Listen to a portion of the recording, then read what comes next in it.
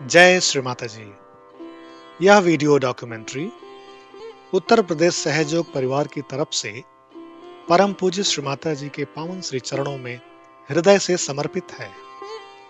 उत्तर प्रदेश के हम सभी सहयोगी भाई बहन अपनी परम पावनी आदि शक्ति माँ की कृपा में प्राप्त इस अवसर के रूप में उनके इस विशेष स्नेह और परम आशीष के लिए जन्मों जन्मों तक ऋणी रहेंगे। परम पूज्य श्री माता जी श्री निर्मला देवी ने संपूर्ण विश्व को सहज योग के रूप में महायोग का उपहार दिया है। इसके लिए अनंत काल तक मानवता श्री माता जी की ऋणी रहेगी। महामाया रूप में श्री आदिशक्ति ने अपने अवतरण के इस जीवन काल में विश्व के कई देशों का भ्रमण किया और वर्तमान मानव सभ्यता में लगभग प्रत्येक वर्ग के लोगों को आत्म साक्षात्कार देकर उनकी जागृति के लिए लाखों किलोमीटर की यात्राएं की। श्री माता जी की जीवन यात्रा में एक बहुत ही सुंदर पड़ाव है उत्तर प्रदेश। उत्तर प्रदेश भारत देश के सबसे घनी आबादी वाले राज्यों में से एक है। यह अपनी गंगा जमुनी तहजीब और सांस्कृतिक विविधता के लिए प्रसिद्ध है। वैदिक काल में इसे ब्रह्मर्षि देश और मध्य देश के नाम से भी जाना जाता था। उत्तर प्रदेश की राजधानी लखनऊ है। उत्तर प्रदेश के कई शहर श्री माता जी के दिव्य चरणों के स्पर्श से अभिभूत हुए हैं, जिसमें लखनऊ, नोएडा, मेरठ, वाराणसी का विशेष महत्व है। श्री माता जी ने अपने कई प्रवचनों में उत्तर प्रदेश के इन शहरों का जिक्र किया है। परम पूज्य श्री माता जी ने अपने एक अमृतवाणी में कहा है कि भविष्य में उत्तर प्रदेश का लखनऊ शहर सहज योग का काबा होगा। परम पूज्य श्री माता जी की कृपा से वर्तमान में उत्तर प्रदेश के कुल 75 में से 60 जिलों में सहज योग फैल चुका है, जिनमें से कुल लगभग 300 नियमित ध्यान केंद्र कोरोना के पहले से ही संचालित हो रहे थे, जिनमें से 22 जिलों में ध्यान केंद्र सहज योग की अपनी भूमि पर संचालित हैं तथा कई जिलों में सहयोगी भाई बहनों के अथक प्रयासों से अपनी भूमि पर ध्यान केंद्र निर्माणाधीन हैं। इस डॉक्यूमेंट्री के माध्यम से हम उत्तर प्रदेश के उन सभी शहरों और जिलों का भ्रमण करेंगे जो आध्यात्म की दृष्टि से तथा सहज योग और श्री माता जी की कृपा दृष्टि से आशीर्वादित हैं।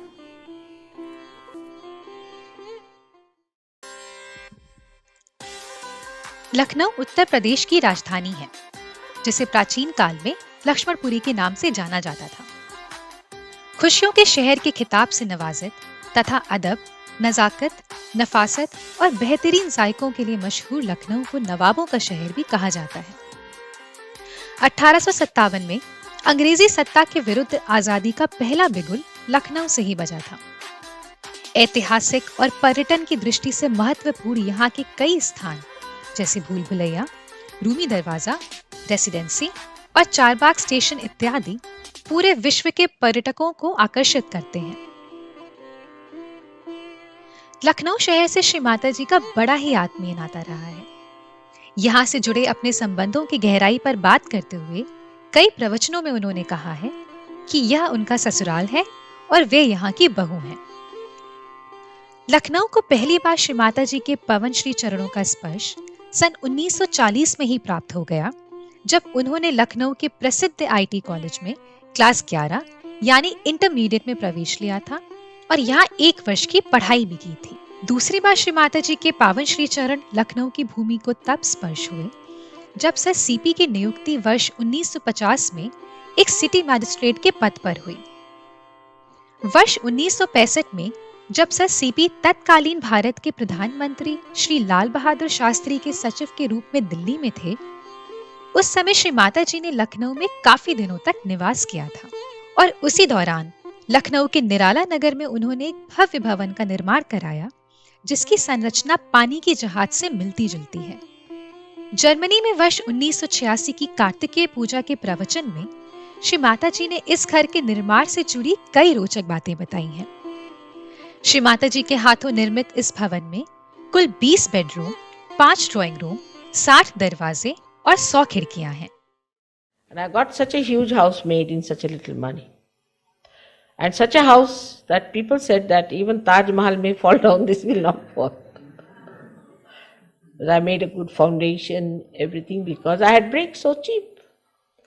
The whole of the thing I bought for no price at all, and half of it I sold back because so much remaining. तीसरी बार श्री माता जी के पवन श्री चरणों का आशीर्वाद लखनऊ को तब प्राप्त हुआ जब 11 मार्च 1989 को अपनी व्यक्तिगत यात्रा में वह एक विवाह समारोह में सम्मिलित होने के लिए आई थी। एक सहयोग संस्थापिका के तौर पर लखनऊ में श्री माता जी का पहला औपचारिक आगमन 6 अप्रैल 1992 को हुआ। यहाँ के प्रसिद्ध मोती महल लॉन में श्री माता जी ने सामूहिक आत्म साक्षात्कार का एक भव्य सार्वजनिक कार्यक्रम लिया था। उसके बाद 14 दिसंबर 1995 को जब श्री माता जी का आगमन लखनऊ हवाई अड्डे पर हुआ, तब उनके स्वागत में देश विदेश से सैकड़ों सहयोगी एकत्रित हुए थे।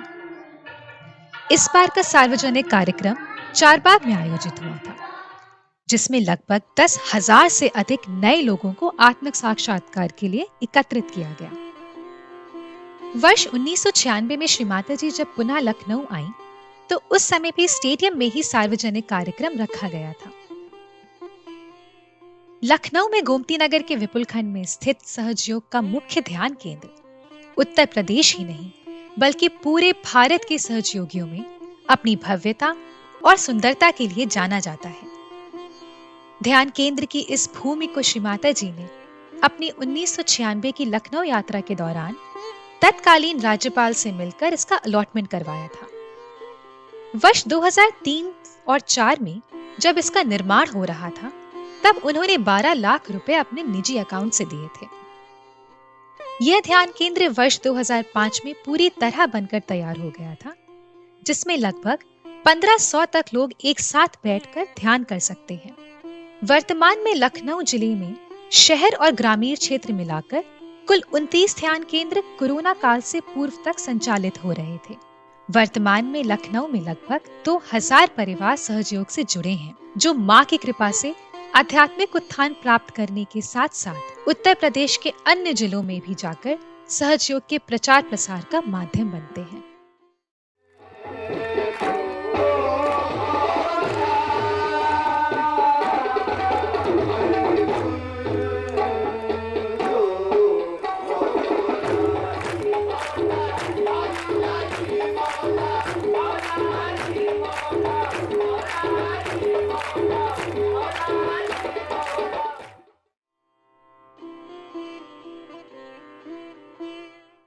सरयू नदी के तट पर बसा अयोध्या एक अति प्राचीन धार्मिक नगर है।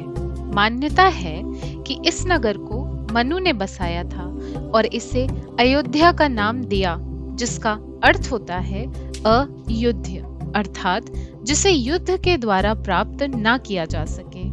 इसे कोसल जनपद भी कहा जाता था। पौराणिक मान्यताओं के अनुसार अयोध्या में सूर्यवंशी, रघुवंशी, अर्कवंशी राजाओं का राज हुआ करता था, जिसमें भगवान श्री राम ने अवतार लिया। I know, and you all will know, can feel it on your hands just now, that it is Babri Masjid is the place where Sri Rama was born. Now, if you want to build a temple there, what will go wrong with people? What will happen to them if a temple is built there? I mean, it is just a question of respect and feelings.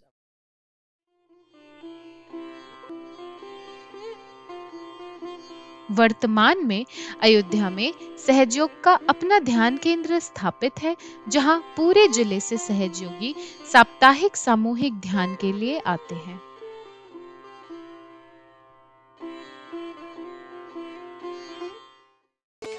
Prayagraj शहर गंगा, यमुना और सरस्वती नदियों के संगम पर स्थित है।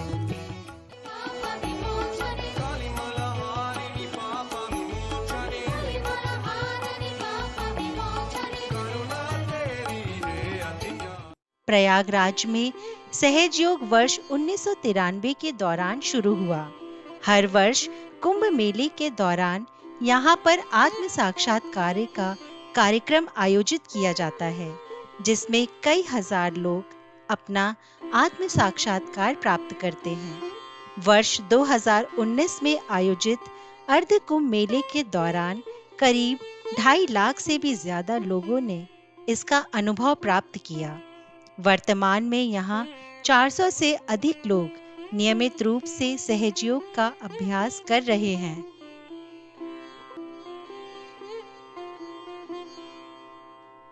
वाराणसी संसार के प्राचीनतम बसे शहरों में से एक है।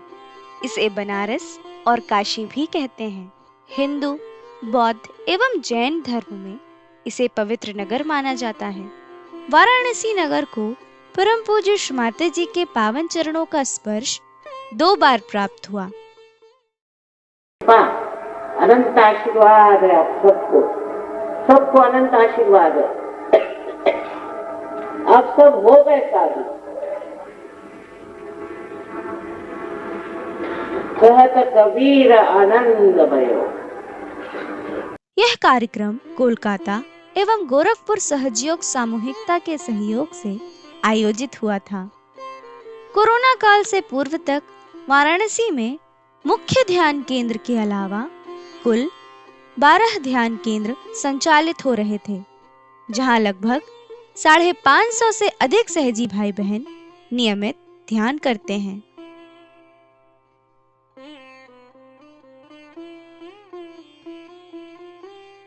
गोरखपुर गोरक्षनाथ जी की तपोभूमि इस क्षेत्र का सबसे प्रमुख और भव्य मंदिरों में से एक है। श्री माता जी ने अपने प्रवचनों में अनेकों बार महान तपस्वी गुरु गोरक्षनाथ जी का वर्णन किया है। टेराकोटा को पहचान दिलाने में कुम्हारी कला पोखरे का महत्वपूर्ण योगदान है। औरंगाबाद के निकट जहां विश्व प्रसिद्ध श्री गणेश की टेराकोटा के मूर्तियों का निर्माण होता है, साथ ही जिसकी चर्चा श्री माता जी ने भी अपने प्रवचनों में बार बार किया है, वहीं मंदिर हेतु पावन भूमि का चयन हुआ। वर्तमान में यहाँ एक भव्य एवं सुंदर सहजयोग ध्यान मंदिर के निर्माण का कार्य प्रगति पर है। वर्तमान में गोरखपुर में कुल 5 ध्यान केंद्र हैं, जिनमें लगभग 350 सहजी भाई बहन नियमित ध्यान करते हैं और गोरखपुर के अलावा आसपास के जिलों में जाकर मां के प्यार को जन जन तक पहुंचाने का कार्य कर रहे हैं। गोरखपुर के पास ही कुशीनगर और देवरिया जिले स्थित हैं, जिनका इतिहास भी अत्यंत ही प्राचीन व गौरवशाली है। इसी स्थान पर महात्मा बुद्ध ने अपना अंतिम उपदेश देने के बाद महापरिनिर्वाण को प्राप्त किया था। वर्तमान में कुशीनगर तथा देवरिया में सहज योग के कुल 6 ध्यान केंद्र श्री माता जी की कृपा में संचालित हो रहे हैं और जिले में लगभग 250 परिवार सहज योग में स्थापित होकर अपना आध्यात्मिक उत्थान प्राप्त कर रहे हैं।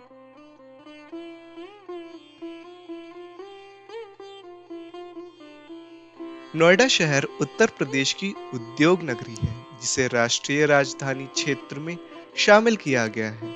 श्री माता जी ने काफी समय नोएडा में भी व्यतीत किया है।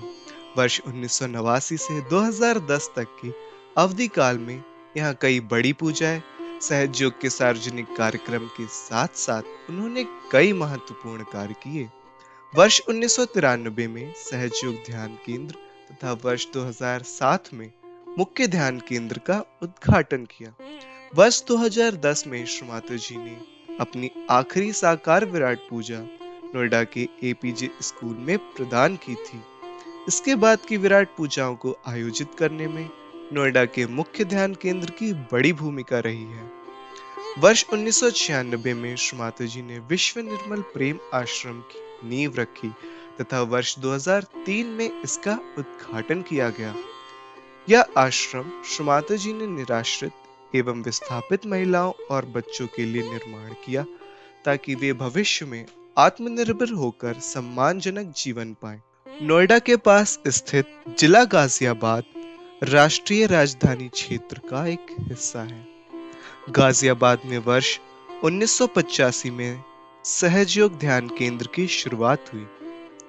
वर्ष 2001 में सामूहिकता ने अपना ध्यान केंद्र स्थापित किया। जिले में संचालित 7 केंद्रों में वर्तमान समय में 1200 से अधिक लोग सहजयोग का अभ्यास कर रहे हैं।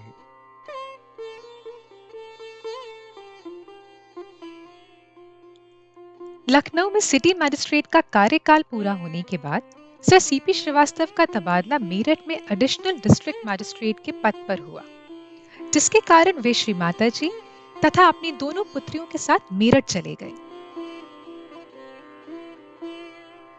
वहां श्री माता जी ने विभिन्न प्रकार की सब्जियां उगाई, जिन्हें घर के लिए उपयोग किया जाता था और शेष बची सब्जियों को बेच दिया जाता था। श्री माता जी का फार्म जिले का सर्वोत्तम फार्म माना जाता था। आपके मेरठ में शाकांबरी देवी का प्रादुर्भाव हुआ कि उनमें ये शक्ति थी कि वो उपज को बढ़ा देते। हम भी जब मेरठ में थे तो हमने बहुत वहाँ खेती बाड़ी करी, तो इतने बड़े बड़े बैंगन आप उठा नहीं सकते। वर्तमान में मेरठ में 6 ध्यान केंद्र हैं, जिनमें लगभग 450 सहजी भाई बहन नियमित ध्यान करते हैं और पूरे जिले में आपस में मिलजुल कर प्रसार प्रचार का कार्य करते हैं।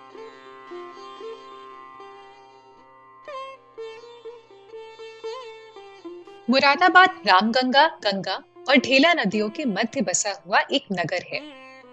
मुरादाबाद में श्री माता जी आदरणीय श्री सीपी श्रीवास्तव के साथ आई थी, तब उनके चंपारण जिले के रहने वाले एक रिश्तेदार श्री डीएन सिन्हा के घर पर ठहरी थी।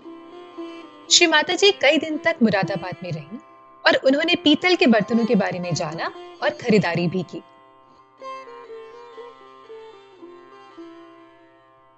इसके बाद श्री माता जी मुरादाबाद में सन 1980 में आई थी और लायंस क्लब के माध्यम से एक पब्लिक प्रोग्राम सिविल लाइंस के केपी इंटर कॉलेज में किया था। मुरादाबाद में सहजयोग का अपना ध्यान केंद्र वर्ष 2014 में बनकर तैयार हो गया था। यहाँ संचालित हो रहे कुल 3 केंद्रों से लगभग 300 सहजी जुड़े हैं।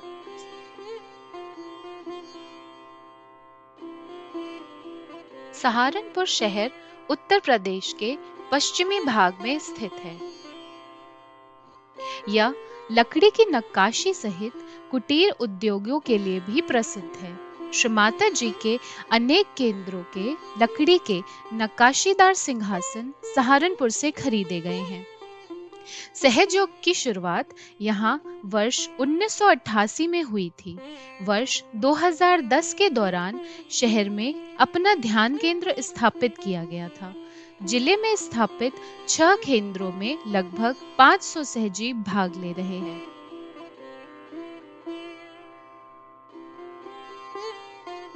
कानपुर उत्तर प्रदेश का एक महानगर है जो गंगा नदी के तट पर स्थित है। कानपुर में सहजयोग की शुरुआत वर्ष 1980 के दौरान एक सहजयोगी के आवास पर हुई थी। यहाँ पर वर्ष 1997 में ध्यान केंद्र का निर्माण किया गया और केंद्र का आगे विस्तार कार्य अभी भी चल रहा है।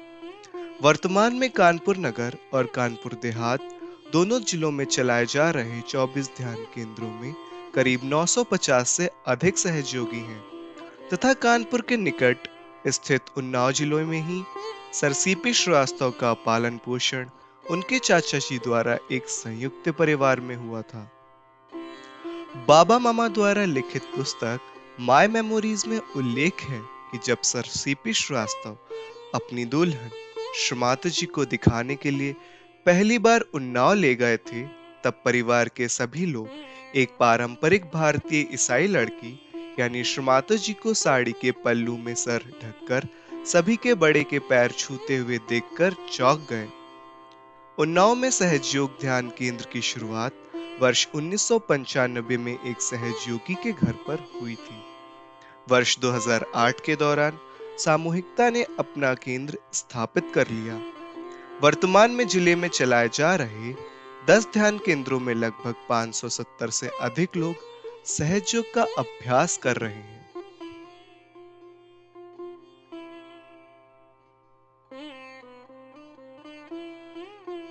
रानी लक्ष्मीबाई की 1857 के प्रथम भारतीय स्वतंत्रता संग्राम में ऐतिहासिक भूमिका के कारण झांसी पूरे भारत ही नहीं विश्व में बहुत प्रसिद्ध है। झांसी जिले में सहज योग के 2 ध्यान केंद्र संचालित होते हैं।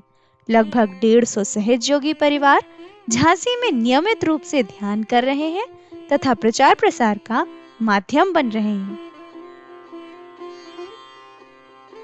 इसके अलावा सीतापुर, हरदोई जिले के बालामऊ तथा तेंदुआ, शाहजहांपुर जिले के शामली तथा रौजा, बदायूं जिले के सहसवा, रामपुर जिले के बिलासपुर, बस्ती, बरेली, बागपत, आगरा, मुजफ्फरपुर व रायबरेली जिलों में भी सहज योग के ध्यान केंद्र स्थापित किए गए हैं। इन जिलों के कुल 47 केंद्रों में लगभग 3000 लोग नियमित रूप से सहज योग का अभ्यास कर रहे हैं। उत्तर प्रदेश सहज योग परिवार परम पूज्य श्री माता जी को यह डॉक्यूमेंट्री बनाने का अवसर देने के लिए हृदय से आभार अर्पित करती है तथा ऑनलाइन उपस्थित विश्व के सभी सहयोगी भाई बहनों का हृदय से धन्यवाद व्यक्त करती है। जय श्री माता जी।